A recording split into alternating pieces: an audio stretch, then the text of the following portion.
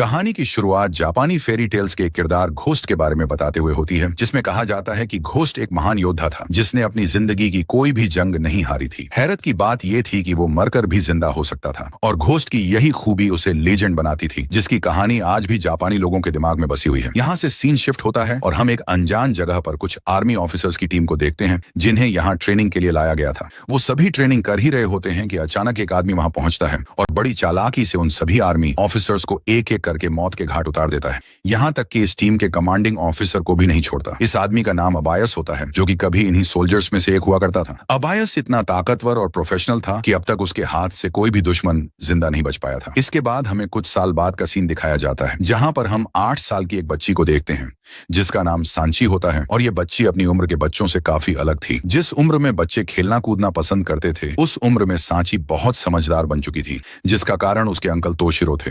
तोशिरो एक बहुत सीधा साधा आदमी था। वो शहर में छोटा सा डिपार्टमेंटल स्टोर चलाया करता था और सांची उन्हीं के साथ रहा करती थी। सांची भी बचपन से घोस्ट की कहानी सुनती आ रही थी और उसे लगता है कि उसके अंकल तोशिरो ही वो लेजेंड हीरो हैं। वहीं तोशिरो अपने काम से काम रखने वाले लोगों में से था और उसकी लाइफ में कुछ ही चुनिंदा लोग थे, जिनमें से सांची सबसे जरूरी थी। हालांकि तोशिरो कुछ दिनों से अपने बुरे सपनों से जूझ रहा था। सपनों में वो मारकाट और खून खराबा करते नजर आता था, यहाँ तक कि इसके कुछ जख्म वो अपने शरीर में महसूस भी करता है, जिसकी वजह से उसकी रात की नींद पूरी तरह से हराम हो चुकी थी। इसलिए अगले दिन तोशिरो एक साइकियाट्रिस्ट से मिलने जाता है और उन्हें अपने सपनों के बारे में बताता है कि कैसे वो एक सुनसान जंगल में बड़ी ही बेरहमी से लोगों की जान ले रहा है। उसे अब इस चीज का डर सताने लगा था कि कहीं उसके अंदर का वो खूनी शैतान फिर से बाहर ना आ जाए और वो पहले जैसा ना बन जाए। लेकिन साइकियाट्रिस्ट उसे समझाती है कि ऐसा कुछ भी नहीं होने वाला, ये सब कुछ वो सिर्फ सपने में करता है और इसलिए उसे इससे डरने की कोई जरूरत नहीं है। यहाँ से कहानी सीधा फ्लैशबैक में जाती है, जहाँ तोशिरो सांची को बचपन से ही उसके शरीर और दिमाग को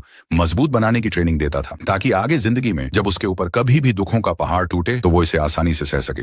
तोशिरो ने ये सब कुछ एक लेजेंड से सीखा था, क्योंकि उसे भी अपनी तकलीफें महसूस नहीं हुआ करती थी। बस तभी से सांची को अपने अंकल में ही वो घोस्ट दिखाई देता है। और तो और वो लेजेंड की फेरी टेल्स वाली किताब भी तोशिरो ने ही सांची को दी थी, जिसे वो हमेशा अपने सीने से लगा कर रखती थी। वहीं कुछ दिनों बाद इन भयानक सपनों की वजह से तोशिरो एक बार फिर से अपने शरीर में बदलाव महसूस करने लगा था। खून का प्यासा उसके अंदर का वो तोशिरो बाहर आना चाहता था, जिसे तोशिरो कंट्रोल करने में लगा हुआ था। इसी दौरान एक दिन उसकी दुकान पर 2 चोर आ जाते हैं, जो चाकू दिखाकर पूरी दुकान खाली करने को कहते हैं। तोशिरो चाहता तो मिनटों में उनका काम तमाम कर सकता था, लेकिन तोशिरो चुपचाप सारा पैसा निकाल कर बिना कुछ कहे उन्हें दे देता है, क्योंकि वो खुद को काबू में रखना चाहता था और किसी हद तक वो इसमें कामयाब भी रहता है। इसके बाद वो हमेशा सांची के साथ अपने दोस्त केंजी से मिलने अस्पताल जाता है। दरअसल केंजी भी तोशिरो के साथ आर्मी में हुआ करता था। दोनों दोस्त थे, लेकिन एक जंग के दौरान तोशिरो की जान बचाने के लिए केंजी ने अपनी जान दांव पर लगा दी। उस हादसे में तोशिरो तो बच जाता है, लेकिन बदकिस्मती से केंजी अपनी आंखों की रोशनी खो देता है। इसके अलावा उसका पूरा शरीर भी बुरी तरह से घायल हो गया था, जिसका अफसोस तोशिरो को हमेशा रहा। आज जब वो केंजी से मिलकर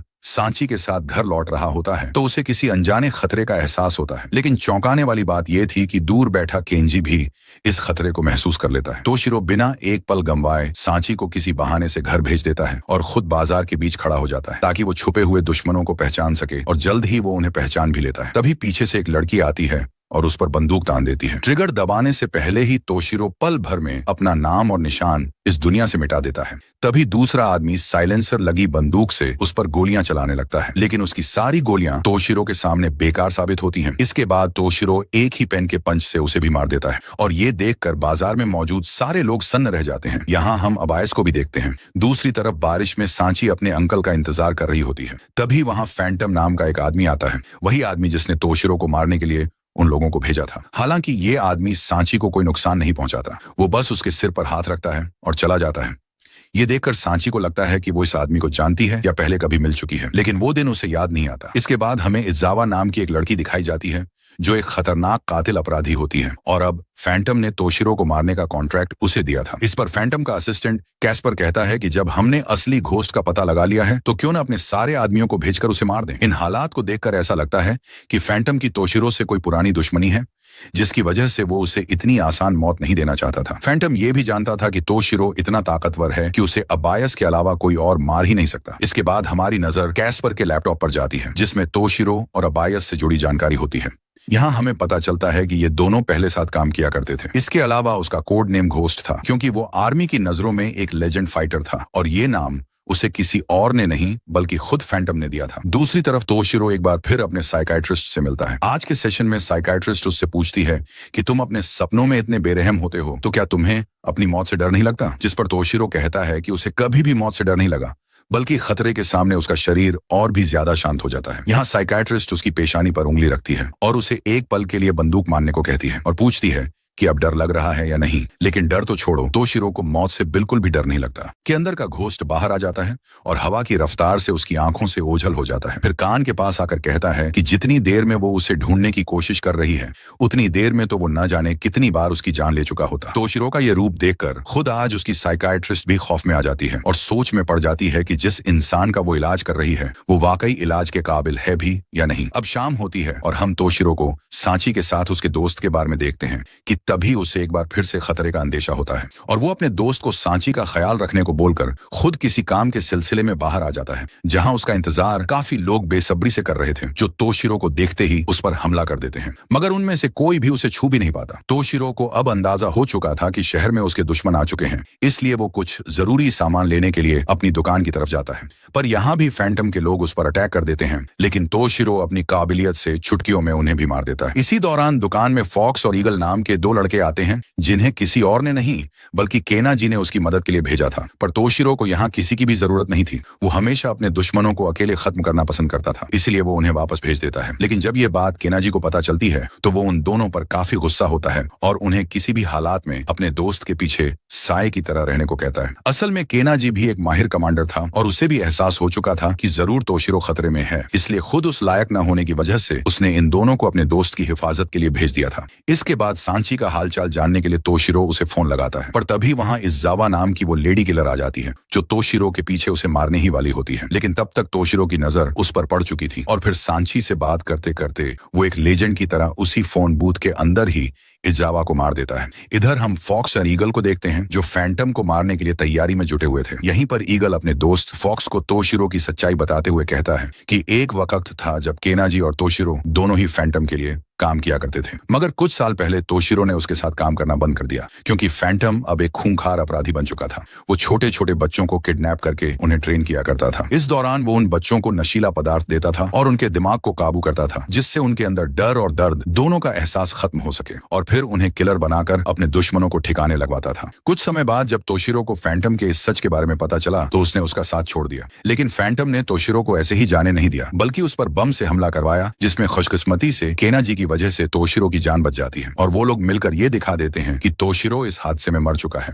ताकि फैंटम के लोग उसका पीछा छोड़ दें। पर अब 3 सालों बाद जब फैंटम को तोशिरो के जिंदा होने की खबर मिली तो वो उससे बदला लेने के लिए यहाँ आ गया। हालांकि एक बात उन्हें अभी तक समझ नहीं आ रही थी कि आखिर तोशिरो ने फैंटम का ऐसा क्या बिगाड़ दिया था जो वो आज तक उसके पीछे हाथ धोकर पड़ा है। वहीं दूसरी तरफ फैंटम के पास अबायस का कॉल आता है और वो अपने आदमियों को सख्त हिदायत देता है कि तोशिरो और उसके बीच कोई भी ना आए, क्योंकि अबायस खुद तोशिरो को मारना चाहता था। साथ ही वो फैंटम को धमकी देता है कि अगर उसने ऐसा नहीं किया तो वो उसे और उसके लोगों को भी मार डालेगा। इस पर कैस्पर अपने बॉस से पूछता है कि आखिर अबायस ही क्यों, जबकि तोशिरो उसकी जान का दुश्मन है। तब फैंटम बताता है कि असल में ये दोनों कभी उसकी टीम के सदस्य थे और अच्छे दोस्त भी हुआ करते थे, लेकिन इसके बावजूद दोनों के बीच काफी फर्क था। अबायस के लिए सिर्फ लोगों को मारना ही सब कुछ था, जबकि तोशिरो ने कभी बिना वजह किसी पर हाथ नहीं उठाया। यही बात धीरे धीरे दोनों को एक दूसरे से अलग करती चली गई। अगली सुबह हम कैस्पर को देखते हैं, जो फैंटम के कहने पर सांची को किडनैप कर लेता है। जब तोशिरो को इस बात का पता चलता है तो उसे जरा भी गुस्सा नहीं आता, बल्कि कहीं ना कहीं उसे अंदाजा था कि आज नहीं तो कल फैंटम ये घिनौनी हरकत जरूर करेगा। इसी वजह से उसने पहले ही सांची की फेरी टेल्स वाली किताब में एक जीपीएस लगा रखा था, जिसके जरिए तोशिरो को फैंटम के ठिकाने का पता चल जाता है। दूसरी तरफ एक अंधेरे कमरे में हम डरी हुई सांची को देखते हैं। तभी फैंटम उसके सामने आता है और उसे बताता है कि वो तोशिरो का कोई रिश्तेदार नहीं है, बल्कि उन बच्चों में से एक है जिन्हें वो किडनैप करके किलर बनाया करता था। एक दिन वहां से निकलने से पहले तोशिरो उसे अपने साथ ले गया था।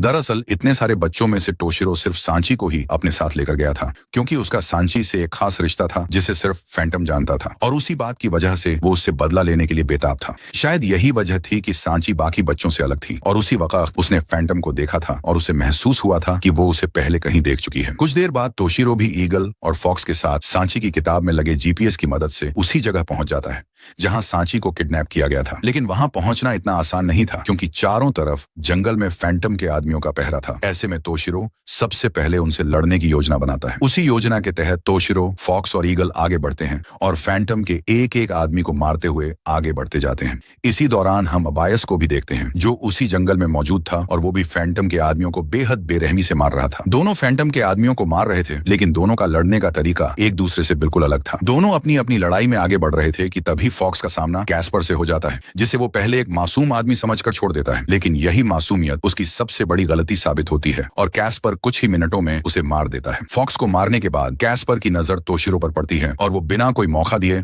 उस पर हमला कर देता है। लेकिन तोशिरो उसे बुरी तरह पीट देता है जिससे कैस्पर बौखला जाता है और अपने शरीर में लगे बम से तोशिरो को मारने की कोशिश करता है। मगर तोशिरो समझदारी दिखाते हुए उसके प्लान पर पानी फेर देता है और बम से जुड़ी सारी तारें काट देता है जिससे न तो बम फटता है और न ही तोशिरो मरता है। इसके बाद वो कैस्पर को मार देता है और फॉक्स की मौत का बदला लेता है। लेकिन मंजिल अभी बहुत दूर थी। तोशिरो दुश्मनों को मारता हुआ आगे बढ़ता है। तभी उसे एहसास होता है कि वो चारों तरफ से दुश्मनों से घिर चुका है। इसी बीच कहानी एक बार फिर फ्लैशबैक में चली जाती है जहां हम दोनों को साथ में देखते हैं। तोशिरो फैंटम के गैर कानूनी कामों के खिलाफ था।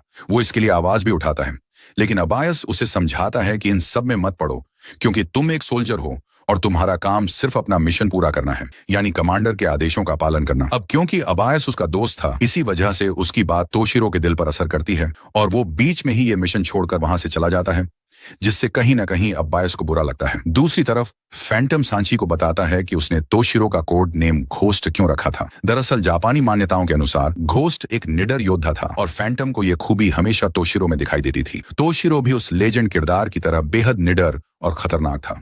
वो इतना बहादुर था कि कभी भी अपने मिशन से पीछे नहीं हटता था। फैंटम सांची को यह सब बता ही रहा होता है कि तभी तोशिरो फैंटम के आदमियों को मारता हुआ उस कमरे में पहुंच जाता है जहां सांची कैद थी। उस वक्त तोशिरो को देखकर सांची फौरन उससे लिपट जाती है लेकिन फैंटम कहीं दिखाई नहीं देता। इसलिए तोशिरो ईगल से कहता है कि जब तक वो वापस नहीं आ जाता तब तक तुम सांची का ख्याल रखना। इतना कहकर वो खुद फैंटम को मारने के लिए निकल ही रहा होता है कि सांची तोशिरो को छोड़कर न जाने की जिद करने लगती है क्योंकि सांची ने कभी भी तोशिरो को कहीं जाने से नहीं रोका था। लेकिन आज न जाने क्यों उसका दिल गवाही नहीं दे रहा था। वो नहीं चाहती थी कि तोशिरो उसे छोड़कर जाए लेकिन तोशिरो उसे समझाता है कि क्या कभी घोस्ट को कुछ हुआ है जो आज होगा और वापस आने का वादा करके वो फैंटम को ढूंढने निकल जाता है। इसके बाद कमरे के बाहर ही उसका सामना फैंटम के कुछ बचे हुए आदमियों से होता है जो संख्या में बहुत ज्यादा होने की वजह से तोशिरो पर भारी पड़ने लगते हैं। अगले ही पल हम अबायस को भी वहीं देखते हैं। फिर वो दोनों मिलकर ठीक उसी तरह लड़ते हैं जैसे मिशन के दौरान अपने दुश्मनों को मारा करते थे। जब वो दोनों फैंटम के सभी आदमियों को मौत के घाट उतार देते हैं तो बारी आती है उन दोनों के बीच होने वाली लड़ाई की। साथ में ट्रेनिंग लेने की वजह से दोनों की फाइटिंग स्किल लगभग एक जैसी ही होती है और उन्हें लड़ते हुए देखकर यह बता पाना बेहद मुश्किल था कि आखिर इनमें से कौन जीतेगा। शुरुआत में तो अबायस लड़ाई में तोशिरो पर भारी पड़ता है लेकिन फिर तोशिरो वापसी करता है और अबायस के हर एक वार का जवाब देता है जिसके कुछ ही मिनटों बाद तोशिरो अबायस को मार देता है। लेकिन जीतने के बावजूद वो इस लड़ाई में बहुत बुरी तरह से घायल हो जाता है। तोशिरो लड़खड़ाते हुए सांची को कॉल करता है और अपने ठीक होने की खबर देकर जल्दी घर वापस आने की बात कहता है। इतना कहने के बाद वो आगे बढ़ता है कि तभी सामने उसे फैंटम खड़ा मिलता है। इतने सालों बाद अपने सबसे भरोसेमंद सैनिक को देखकर फैंटम उसे पुरानी बातें याद दिलाने लगता है और कहता है कि मैंने तुम्हें इतनी ट्रेनिंग दी और तुमने उसी का इस्तेमाल मेरे खिलाफ कर दिया, तो फिर इन सब का क्या फायदा हुआ? ऊपर से अब तुम्हारे अंदर वो बात भी नहीं रही जो पहले हुआ करती थी। इस पर तोशिरो कहता है कि दरअसल फैंटम ने उसे नहीं बल्कि उसने फैंटम को ढूंढ निकाला था और फिर अपना चाकू निकालकर फैंटम की तरफ करता है। इससे पहले कि तोशिरो कुछ कर पाता, हकीकत में फैंटम बड़ी ही चालाकी से उसे अपनी बातों में उलझाकर हिप्नोटाइज कर रहा था और वो कुछ हद तक इसमें कामयाब भी हो चुका था। लेकिन तभी तोशिरो धीरे धीरे बेहोश होने लगता है जिसका फायदा उठाकर फैंटम उसे खत्म करने के लिए अपने चाकू से उस पर हमला कर देता है। लेकिन अचानक तोशिरो को होश आ जाता है और जैसे ही वो उछलता है वो फैंटम का सिर उसके धड़ से अलग कर देता है। मगर बदकिस्मती से तब तक फैंटम का वही चाकू उसे भी घायल कर चुका होता है। ऐसे में जरूरत से ज्यादा खून बह जाने की वजह से तोशिरो कुछ ही मिनटों बाद वहीं गिर पड़ता है और अपनी मौत का इंतजार करने लगता है और मरते वक्त उसकी जुबान पर सांची का नाम होता है जिसे वो आज अपनी बेटी कहकर पुकारता है। यहाँ हमें पता चलता है कि तोशिरो सांची का अंकल नहीं बल्कि उसका पिता था जो उसकी प्रेमिका शिजुका की बेटी थी। यही वजह थी कि तोशिरो ने उसे फैंटम के जाल से बाहर निकाला था क्योंकि वो नहीं चाहता था कि उसकी बेटी भी उसकी तरह क्रूर और खतरनाक बने। इसके बाद तोशिरो अपनी बेटी से किया आखिरी वादा भी पूरा कर देता है क्योंकि उसकी मौत की वजह से वो कभी घर वापस नहीं आता। कहानी के अंत में हम सांची को समंदर के किनारे अपने पिता की फेरी टेल्स वाली किताब को दफन करते हुए देखते हैं। हम देखते हैं कि सांची अपने पिता की फेरी टेल्स वाली किताब को किनारे पर दफन कर रही होती है, और वो ऐसा इसलिए कर रही थी क्योंकि अब उसे इस किताब की जरूरत नहीं थी। आखिर में उसकी नजरों में सबसे बड़ा लेजेंड उसका अंकल तोशिरो ही था, यानी उसका पिता, जिनकी कई कहानियां उसने हमेशा अपनी यादों में संजो कर रखी थी। इसके बाद सांची वहां से ईगल के साथ जाने लगती है, जिसे दूर से तोशिरो देख रहा होता है, जो अब एक घोस्ट बनकर अपनी बेटी की हिफाजत करेगा। और इसी के साथ ये कहानी यहीं खत्म होती है। ऐसी और वीडियो देखने के लिए चैनल को सब्सक्राइब करना ना भूलें।